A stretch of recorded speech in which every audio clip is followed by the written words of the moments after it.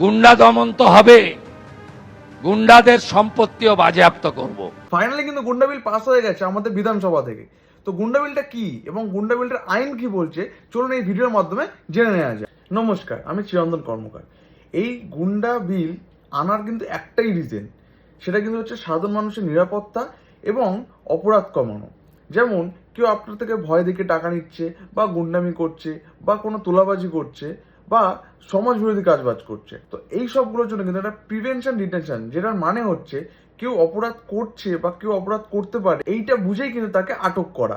তো তাকে কিন্তু আটক করে দোষী সাব্যস্ত করার আগেই 1 বছর পর্যন্ত আটক করতে পারে এবং তদন্ত করে যদি তারা দেখতে পায় তারা অন্যের সম্পত্তি বা অন্যের টাকা পয়সা বেআইনিভাবে নিয়েছে, তাহলে কিন্তু অবশ্যই সেই সম্পত্তি জব্দ বা বাজেয়াপ্ত করতে পারে প্রশাসন এবং এই সম্পত্তি ফিরিয়ে দিতে পারে। সো এরকমই কিন্তু লিগাল ভিডিওর জন্য আমাকে ফলো করুন, অ্যান্ড যেহেতু নতুন বিল অবশ্যই কিন্তু সেভ করতে অ্যান্ড শেয়ার করতে ভুলবেন না।